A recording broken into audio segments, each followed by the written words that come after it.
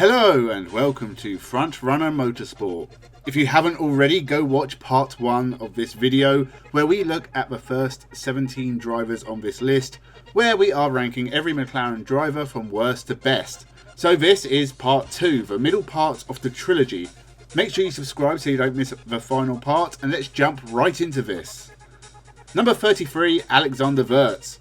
The current chairman of the Grand Prix Drivers Association began his Formula 1 career all the way back in 1997 with Benetton, after racing in the International Touring Car Championship and winning the 24 Hours of Le Mans in 1996. Wurz made his Formula 1 debut with Benetton, standing in for the ill Gerhard Berger. Wurz impressed in his 3 races, getting a podium at Silverstone, and he was given a full-time race seat for 1998 and spent the next few years with the team as results got worse and worse, before he was replaced by Jenson Button ahead of the 2001 season.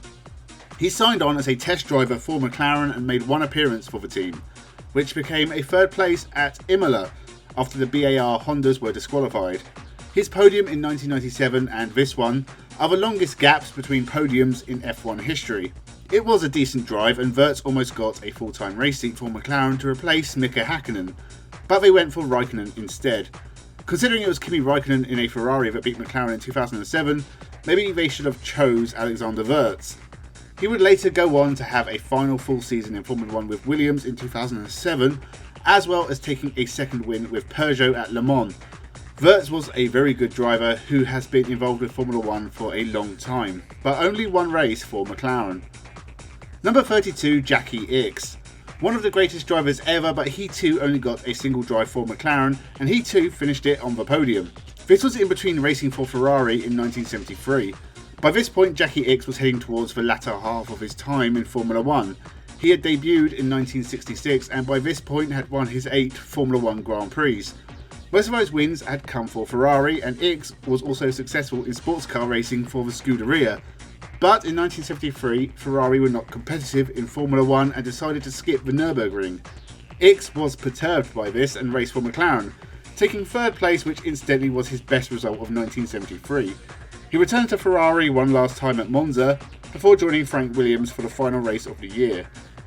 He would finish his career with Lotus, Williams, Walter Wolf, Ensign and Lotus, whilst also winning the Dakar and Le Mans a couple more times. Jackie Ickx won so much in his time in Formula 1, truly one of the greatest of all time, and a shame he only had a single appearance for McLaren. Number 31, Michael Andretti. The signing of an Andretti in 1993 was a big deal for McLaren.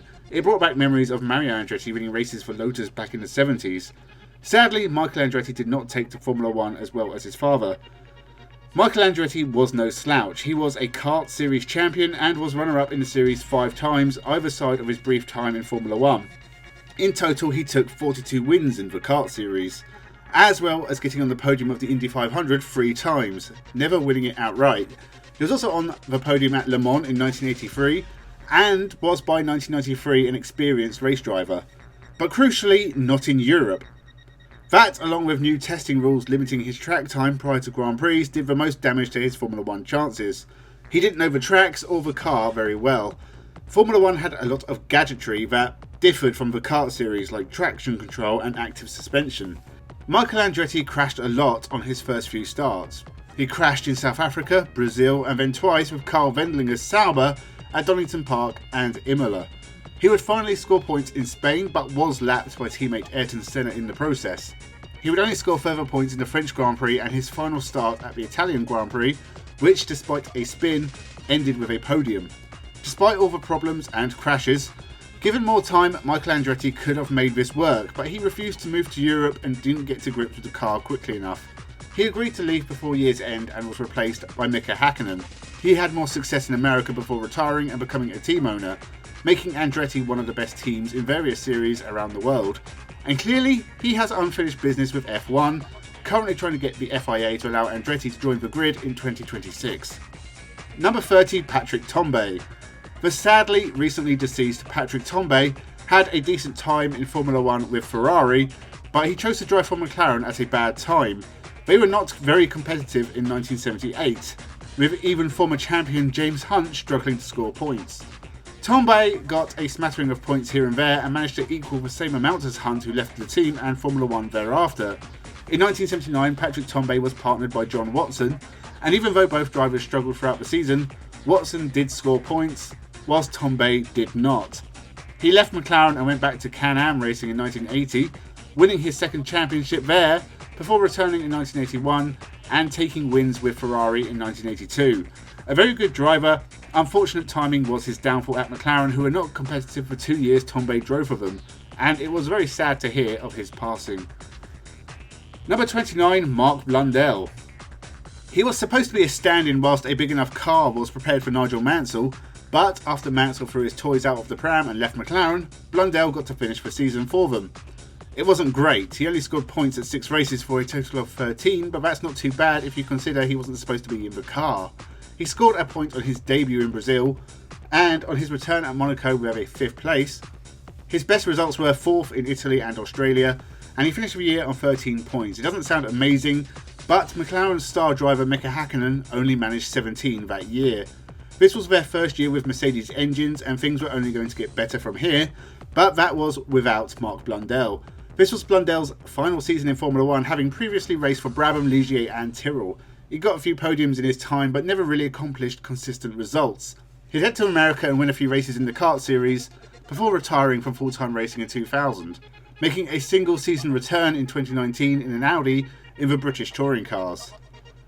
Number 28, Kevin Magnussen.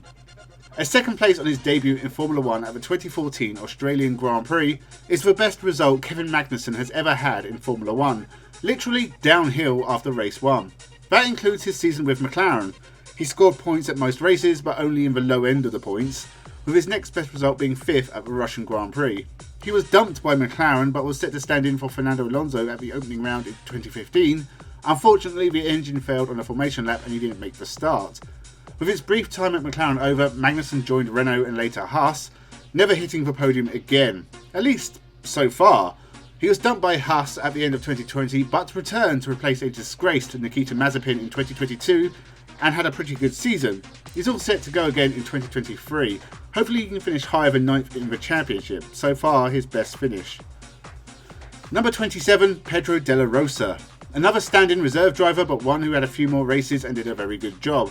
Pedro Della Rosa had a couple of years in Formula 1 with Arrows, followed by a couple with Jaguar, but did not achieve good results with either team. He joined McLaren as a test driver in 2003 and made his first start with the team in 2005 after Juan Pablo Montoya injured his shoulder. Della Rosa finished 5th in Bahrain and set the lap record, which stands to this day. He replaced Montoya for the end of the 2006 season after the former caused chaos and burnt bridges. He did a really good job for the team, scoring 19 points in just 8 races, including an amazing second place in Hungary. 6 years later, he was considered impressive enough to race for Sauber and later for HRT in 2012. He retired from active racing after that, but has done testing work in Formula E and for Pirelli. Number 26, Keke Rosberg.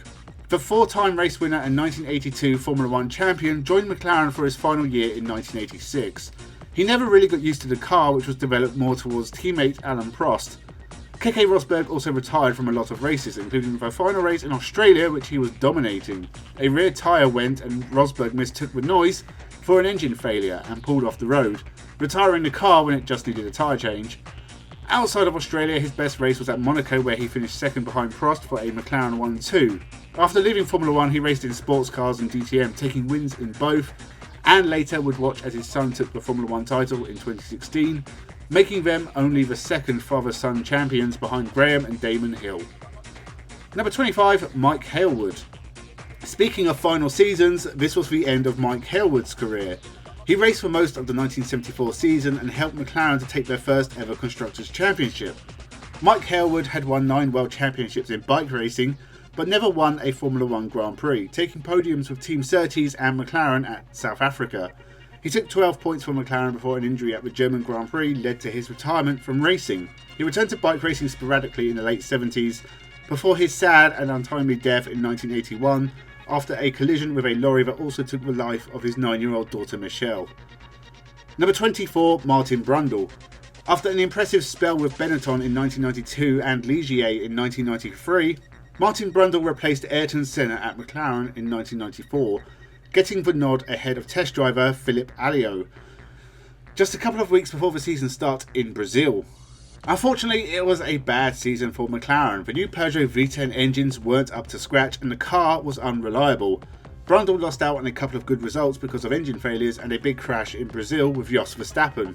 The high point was a second place at Monaco, following Michael Schumacher home, and he did score a podium in the final race in Australia, but was replaced for 1995 by Nigel Mansell, which proved to be a really bad idea. Brundle would see out his career racing for the Ligier and Jordan teams and racing at Le Mans before becoming one of the most well-known and popular commentators in Formula 1 history. Number 23, Heikki Kovalainen. I never really thought that highly of Heikki Kovalainen, but apparently McLaren did when they signed him to replace Fernando Alonso in 2008. He had performed very well in his first Formula 1 season with Renault and even got a second place in Japan, but I think McLaren hired him because of their previous success with Finnish drivers. He was always going to be the number 2 driver next to Lewis Hamilton, but I think what damaged Kovalainen's career was that in 2008, McLaren had a race-winning car, and Kovalainen did take a win in Hungary, but over the season he didn't do much better than he had in a Renault in 2007, finishing 7th in the championship both times. In 2009, McLaren were caught out by the new regulations and often struggled for pace. Even Lewis Hamilton had a bad time. Kovalainen only scored points at 7 races, never getting on the podium and finishing the year 12th. He was replaced by Jenson Button and moved to the new Team Lotus for 2010. He spent a few years at the back with the team that would eventually be called Caterham, before making a couple of final appearances for a different Lotus team. He left Formula 1, raced in Super GT in Japan, and won the championship in 2016. He raced in Japan till 2021 and did very little in 2022, just a single WRC appearance. Kovalainen had an uninspired time at McLaren, but did take a win and possibly his best year in Formula 1, but McLaren ended up damaging the Finn's career and he has never really recovered. Number 22, Daniel Ricciardo. The Australian has a very similar story to Heikki Kovalainen, except his best years were already behind him. It is similar in that he spent 2 years at McLaren and it has done untold damage to his reputation. Daniel Ricciardo was already a serial race winner with Red Bull and joined McLaren off the back of 2 decent seasons with Renault. Immediately it looked like a bad idea. Lando Norris destroyed him in the early part of 2021. When Lando Norris took his 3rd podium of the year in Austria, he was in contention for 3rd in the championship. Meanwhile, Ricciardo had not finished higher than 5th. It was a shock then when Daniel Ricciardo won the Italian Grand Prix ahead of his teammate in a McLaren 1-2.